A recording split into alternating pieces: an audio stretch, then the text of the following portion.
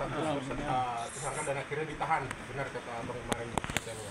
Nikita Mirzani. Iya bang. Ya ditahan ya pasti ditahan. Sebenarnya kita pengen bicara langsung ditahan, cuman nggak enak juga kan. Cuman memang setiap kasus yang sifatnya adalah pidana pemerasan, terutama ya penganiayaan berat, pembunuhan, pemerasan, pencurian, perjudian, itu pasti ditahan begitu.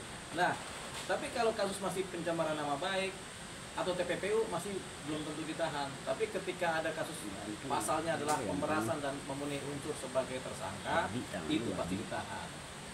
Jadi judi, pemerasan, penganiayaan berat, pembunuhan, pencurian, itu pasti ditahan.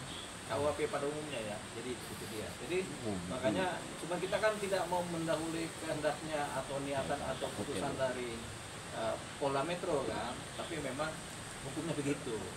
Nah, aturan-aturan berlaku itu begitu. Jadi memang Nikita Mirzani ketika dia kasusnya adalah pemerasan dan dia sudah terpenuhi unsur sebagai tersangka yang didasarkan oleh hasil penyidikan, dia pasti ditahan. Makanya tadi kan dia ditahan kan?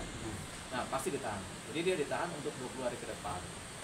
Oke bang, untuk kasus pemerasan sendiri yang notabene ada kesempatan ada TPPU segala macam ya bang, bisa gak sih bang mengajukan apa sih penundaan lah istilahnya Penangguhan. Jadi semua kasus seperti perjudian, pemerasan, kemudian penganiayaan berat, pembunuhan, pencurian itu memang ditahan pasti ya.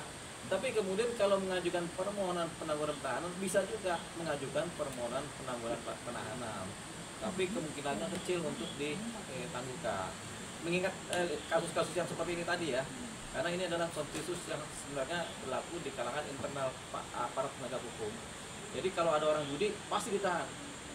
Sama kayak narkoba pasti ditahan.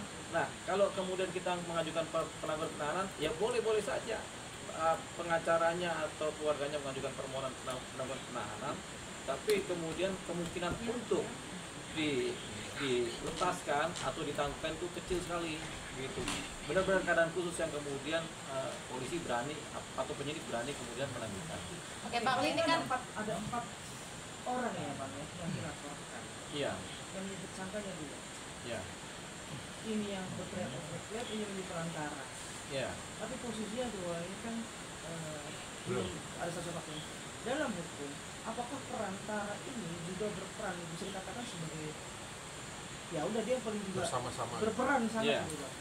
Jadi kalau bicara perantara ada dua keadaan. Keadaan pertama, perantara ini memang secara sengaja mengetahui rencana-rencana jahat, niat-niat jahat, sehingga ketika dia tahu, kemudian dia menjadi perantara. Itu dia kemudian masuk sebagai turut serta melakukan, atau dia sebagai satu persekongkolan jahat. Kalau dia tahu niat-niat dari para pelaku utama kan. Tapi kalau dia tidak tahu, dia dasarnya kan tidak tahu, jadi dia pikirannya baik-baik aja gitu. Jadi kalau nggak ada niat jahat atau dari si perantara yang nggak punya niat jahat dan dia tidak tahu tujuan asal usul rencana dari para pelaku ini ya, yang nggak bisa kemudian dikenakan sebagai orang yang kemudian melakukan. Jadi ada pelaku utama, ada turut serta melakukan. Nah harusnya dia kalau sebagai perantara itu turut serta melakukan, tapi karena dia nggak tahu, ya dia nggak bisa diapa-apakan gitu. Jadi dia lepas dari posisi yang terkena unsur pidana. Event itu pun sekalipun ada dalam masa gini bang. Kalau ini kan ada rekaman yang beredar ya bang ya. Ya. Rekaman yang beredar yang ini juga ya pasti memberikan jalan. Jadi mendingan begini-begini deh, seperti itu kan bang. Ya. Nah untuk bicara soal hukum dan pasal kita ngomong lebih berat yang mana sih bang? Antara si perantara dengan Ya.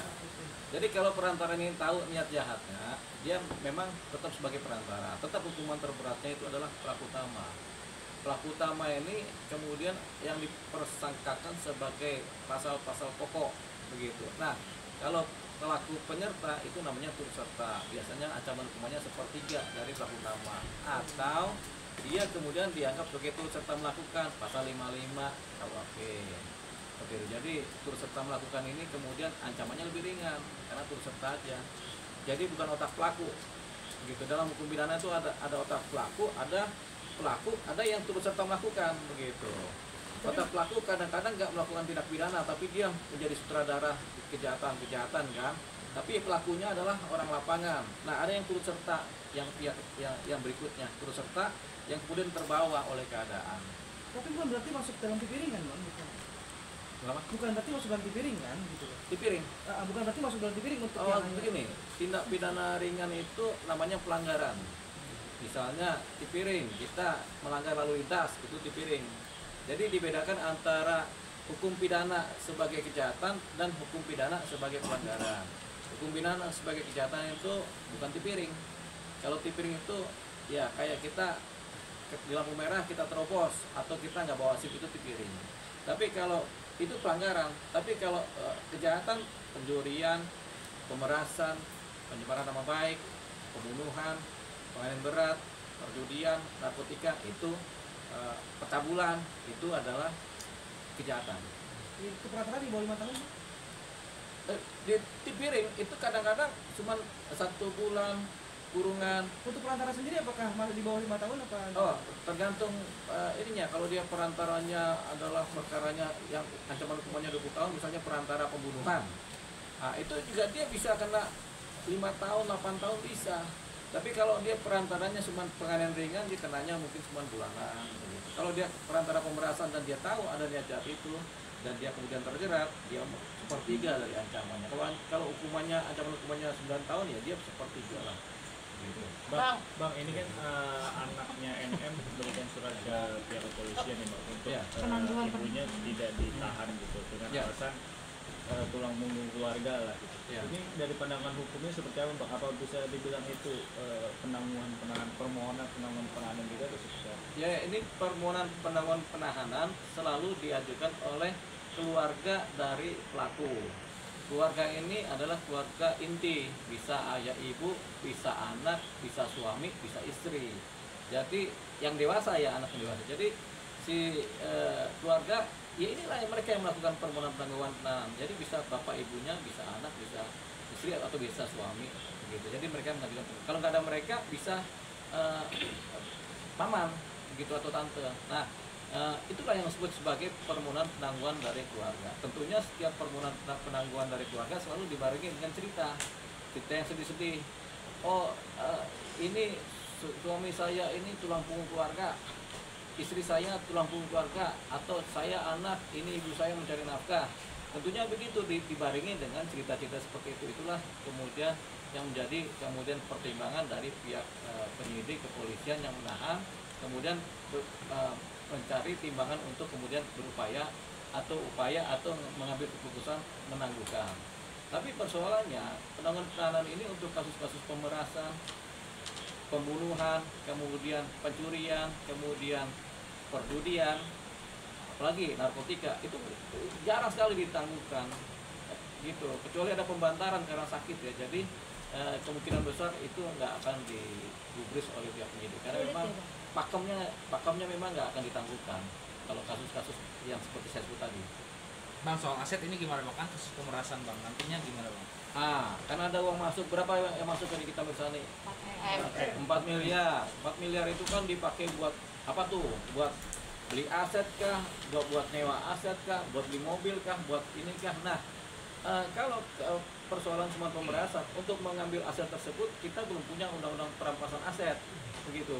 Tapi kita punya satu undang-undang tindak pidana pencucian uang, di mana dari TPPU itu aliran uang itu bisa dipakai.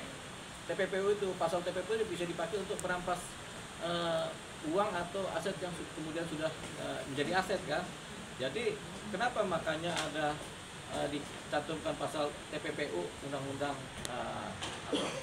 pencucian uang kan, itu supaya aset yang misalnya nih kita misalnya beli mobil, itu mobilnya bisa diambil, disita karena faktor TPPU. Jadi TPPU itu mengatur perampasan aset berdasarkan aliran uang yang sampai kemana. Jadi kalau uang ini sampai ke saudaranya nih kita misalnya, itu diambil juga. Sampai ke rekening ibunya diambil juga, gitu. Itu yang namanya undang-undang TPPU. Makanya kenapa pemerasan ini nggak cuma pemerasan toh, TPPU-nya dipakai. Tujuannya apa? Untuk mengambil aset, mengambil uang atau mengambil semua uang 4 miliar yang ada yang sudah tersebar. kan ada uang 4 miliar ini ada dipakai buat konsumsi, beli bensin, beli apa, itu nggak bisa diambil, itu udah kunci. Tapi kalau masih ada uang ini yang kemudian dari antar rekening dipindahkan kemana, atau kemudian dipakai membeli dan barangnya ada, itu barang yang disita. Bang, ini kan